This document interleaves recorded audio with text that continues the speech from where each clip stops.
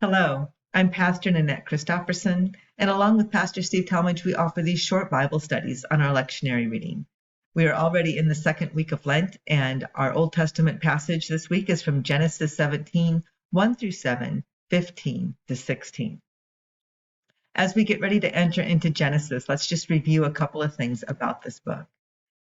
As most of us remember, Genesis is a book about beginnings. It's about the beginning of humankind, the beginning of Israel, and the beginning of a relationship between God and a particular people. This is a book that is part of a larger series often referred to as the Torah or the Pentateuch. These are known as the first 5 books of the Old Testament. They demonstrate the beginnings of our faith and also the struggle between a people trying to understand their relationship to God.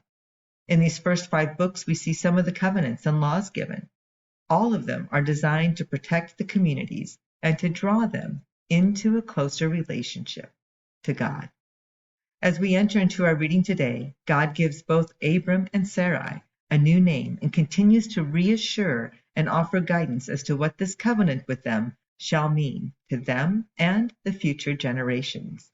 If we go all the way back to Genesis 12, that's where God begins this covenant with Abraham and Abram at the time, and begins to explain to him his plan for the nation of Israel and for him to be the father of this nation and what that looks like and what that means.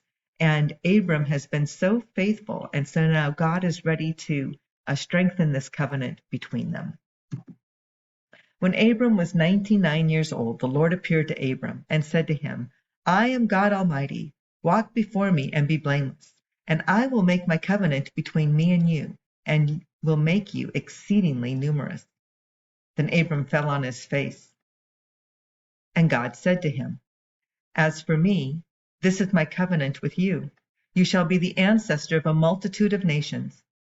No longer shall your name be Abram, but your name shall be Abraham. For I have made you the ancestor of a multitude of nations. I will make you exceedingly fruitful, and I will make nations of you, and kings shall come from you. I will establish my covenant between me and you and your offspring after you throughout their generations, for an everlasting covenant, to be God to you and to your offspring after you." God said to Abraham, "As for Sarai, your wife, you shall not call her Sarai, but Sarah shall be her name. I will bless her, and moreover, I will give you a son by her. I will bless her, and she shall give rise to nations. Kings of people shall come from her." When we look to Abraham, he is a father of many faiths. Many of you may have enjoyed Pastor Steve's class on Islam and Christianity and Judaism as well. And we can see that we all share in common Abraham, who is a father of many faiths. So in Genesis 17 tells the story of the election of Abraham as the patriarch of whom many nations would descend, and who became the first father of 3 faiths: Judaism, Christianity, and Islam. It also tells us the story of the selection of Sarah as the woman through whom Israel, the chosen people, in their telling of their own story, will be born. At the same time that Genesis focuses on one particular family, it also draws connections between all the peoples of the world. The Torah and the rest of the scriptures will claim that while the God of Israel has a special relationship with Israel, the God of Israel is also the God of all the world. In Abraham, God chose a man many today would not choose for a religious leader, a man married to his half-sister. Interfamily marriage was apparently normative in his family of origin. Abraham's brother Nahor married and had children with his niece Milcah, the daughter of their brother Haran, and Bethuel, Laban, and Rebekah would also come from that line descended from Milcah and her uncle.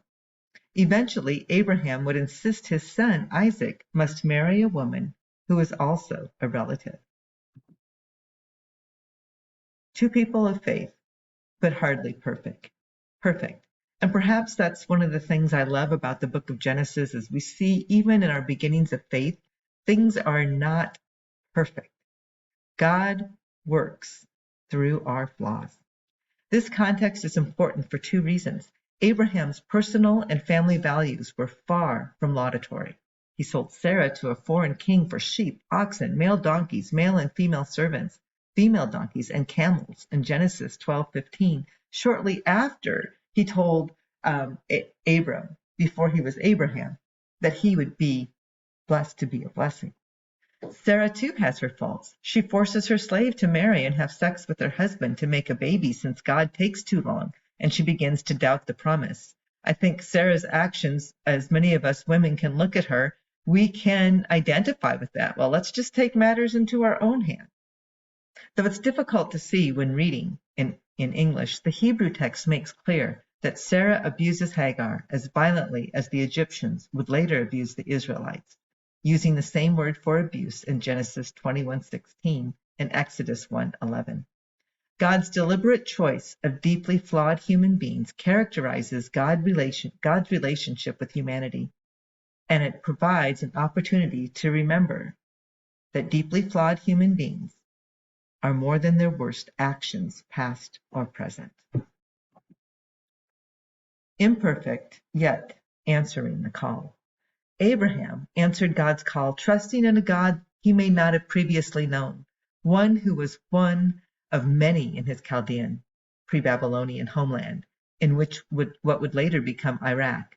The text makes clear that Sarah is not a silent partner in this venture. She has strong opinions and speaks her mind, and she chooses to accompany Abraham on the journey of a lifetime, following the voice of God. She is a full partner in this endeavor.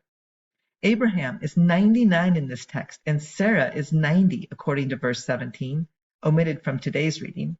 In our world, some folks spend their entire lifetimes trying to figure out how to leave the hopes and hurts, dreams and schemes of our past behind, so we can live into who we are called to be. A person can spend a lifetime putting abuse and trauma behind her, unlearning destructive patterns, responses, and behaviors, and relearning how to live and love as a whole and healthy person. Life lessons take a lifetime to accrue, and perhaps Abraham needed 75 years before he could draw on that account and follow God's voice to lead his ancestral home. However, we are never too old to hear the voice of God.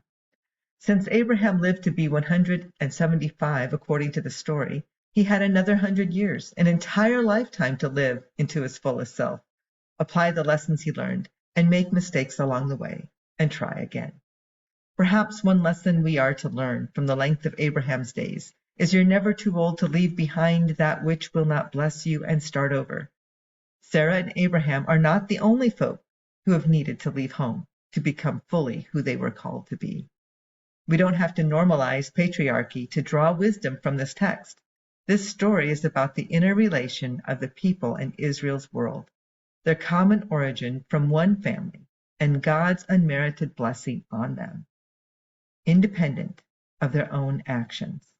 We can begin to talk about blessing all of the peoples of the earth when we understand them to be equally blessed, Muslim, Jewish, Christian, and even those not on the radar of those composing this text. Abraham's new name means father of many. How does this new name fit Abraham? Can you think of as many of at least 3 ways? What do you find fascinating about the origins of our faith? How does Abraham's faith inspire you? And why do you think God chose someone who was so imperfect? Well, these are certainly questions to ponder, and as we talk a little bit about them, I'd like to just focus on a couple of them. How does Abraham's faith inspire you? For me, Abraham's faith inspires me because it's not perfect, because he questions, and yet he trusts. He trusts God in amazing ways, a God that tells him to go this way, leave your family behind, leave all of that behind, and the travel that they did and the hardships they must have occurred along the way are just amazing. And it's also what I appreciate is that Abraham's faith is very strong. But even with strong faith, It doesn't mean he doesn't make mistakes. It doesn't mean that God laid the pathway super clear and easy for him. It doesn't mean that his life was easy because of that. The last question I'd like us to kind of talk about is, why do you think God chose someone who was so imperfect? And I don't know if that's a great question. I don't think Abraham was maybe more imperfect than others, but I look at both Abraham and Sarah, and they both had their flaws. But perhaps God chose Abraham and Sarah to show us that he cares about humanity and that we're not going to be perfect. But we have a God of whom we are to rely on, who is. Well, I hope you have some time to go back and read Genesis 17. There's a lot more to this chapter, and we see Abraham's obedience. Before are the verses that we had when God tells Abraham to circumcise all his male slaves and every male. And we see Abraham right away afterwards circumcise himself along with his male servants. And I'm sure that couldn't have been too popular. And he circumcised Ishmael as well. So I hope you have some time to go back and read. And I hope as you're doing your Lenten journey this year, that you're able to spend some time in the Word. Blessings to you on our journey to the cross.